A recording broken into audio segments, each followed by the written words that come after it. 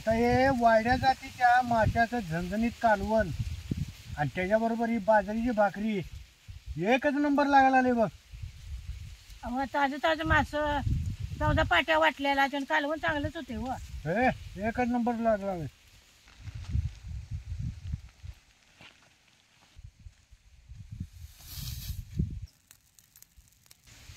राम राम मंडळी.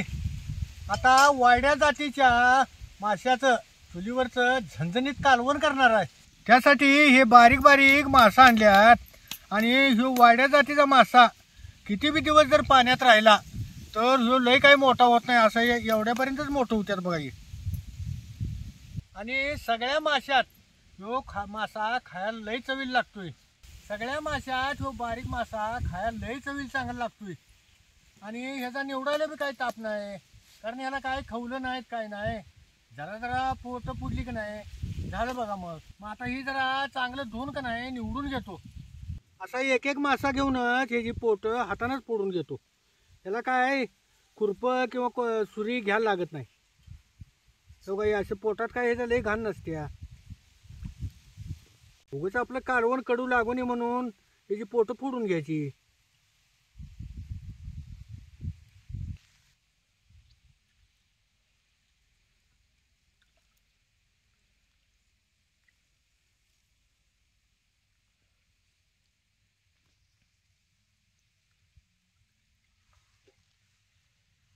आणि हे मासं बारकायचं ना किलो तू लय मारतात हो. आणि 1 किलो मासा आणल्यावर बघा मी.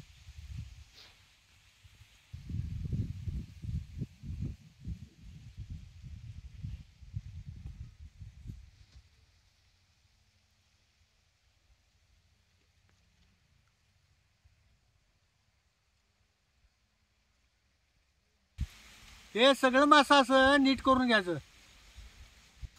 आता माशाच्या कालवणासंग खायला चुलीवर गरम गरम बाजरीच्या भाकरी करायला.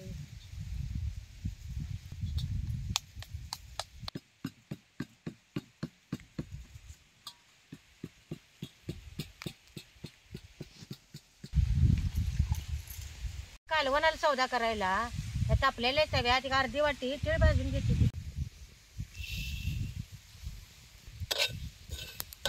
नाही असं गवळं गवळं जरा तीळ भाजून घ्यायचं. ते तीळ भाजायला लागले नाही कसं चटचट उडतात बघा. हे तीळ भाजले तर काढून घेते. आता याच तव्यात कांदा जरा चिरून भाजून घेते.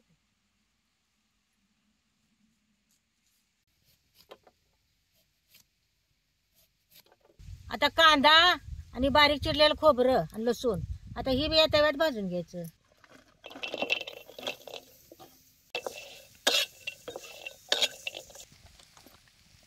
असं जरा भाजत आलं की नाही याच्यात 1-2 चमचे तेल सोडायचं म्हणजे आणि जरा लवकर भाजते. मग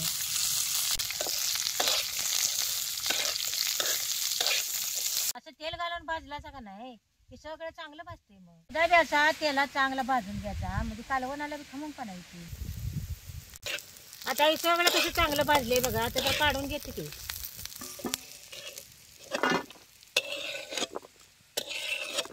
गारवून द्यायचं आणि मगच पाट्या वाटायचं.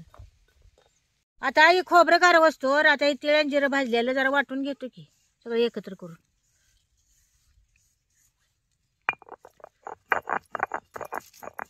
जिरं भाजून घ्यायचं नाही त्याचा वास जाते म्हणून नुसतं तिळच भाजून घ्यायचं.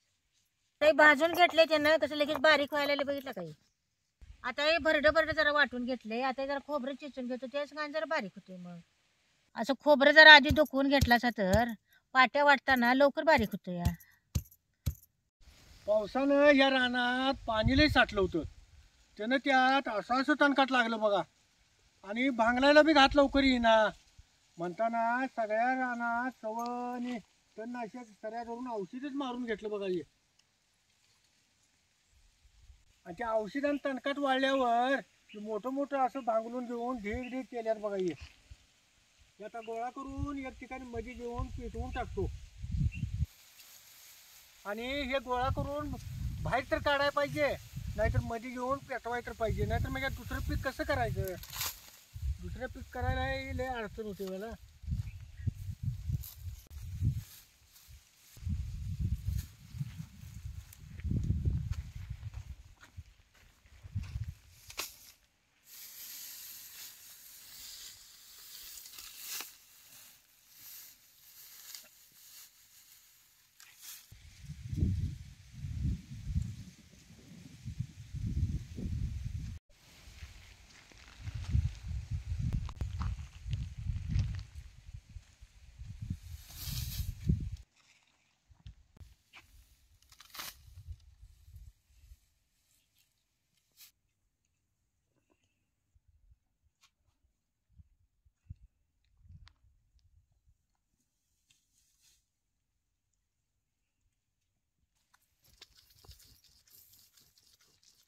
पाट्यावर सौदा एकदम बारीक होत नाही, जरा साधारण मोठाच राहतो या.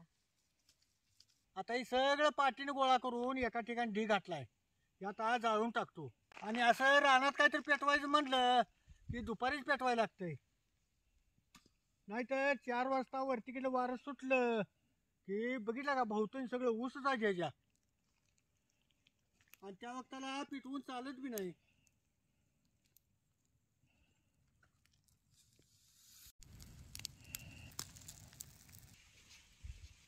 आता कढई गरम झाली, जर तेल ओततो. आता तेल गरम झाले, याच्यात 1-2 पळ्या चटणी टाकतो.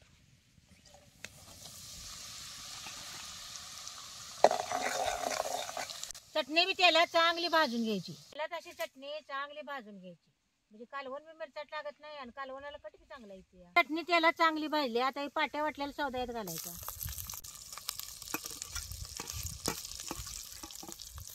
सौदा बी तेलात असं चांगलं भाजून घ्यायचं. आता याच्यात जरा पाणी घालून हे सौदा चांगला जरा रट शिजवून घ्यायचं. लय बी यात पाणी घालायचं नाही.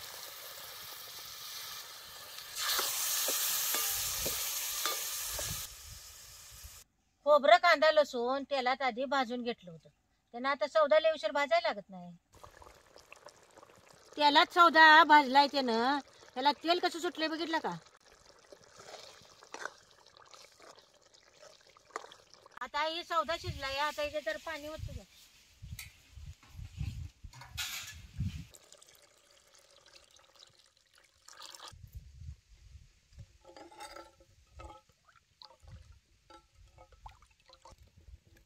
माशाच्या कालवणाला गार पाणीच घालायचं आणि त्याला खळखळून चांगल्या उकळ्या आल्याशिवाय त्यात मासे सोडायचं नाही. आता या रश्याला कशा खळखळून उकळ्या आल्यात बघा, अशा रश्याला उकळे येऊन द्यायच्याच, म्हणजे सौद्याचा आणि रश्याचा चांगला एक जीव. आता याला उकळी बी चांगली आली आणि रस्सा बी जरा आपला आटल्यावान झालाय. आता याच्यात मासे सोडतो की.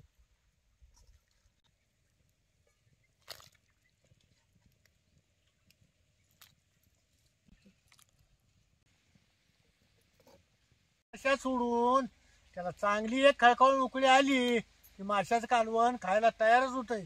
तुम्ही सौदा शिजवताना जर मासं टाकला असा तर सौद्याचा आणि रश्याचा एक जीव होत नाही आणि मासा एका उकळीत लगेच फुटाय बघतोय. म्हणून असं सौद्याचा आणि रश्याचा एक जीव झाल्यावर मग त्यात मासं सोडायचं.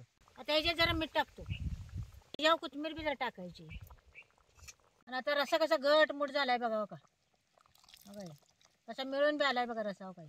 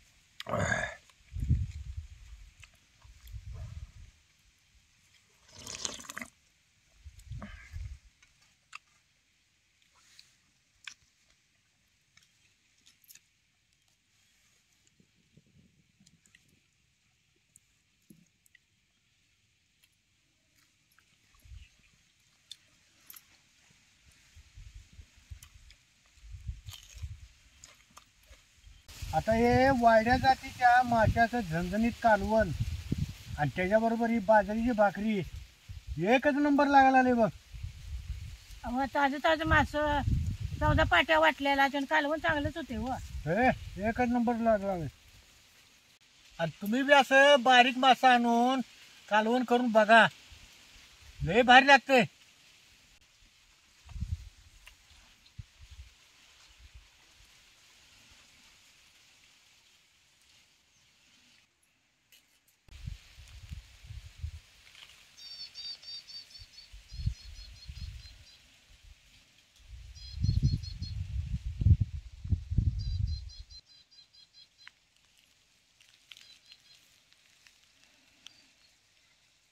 अशा चुलीवरच्या ताज्या ताज्या जेवणाला कवच चव लागत्याच.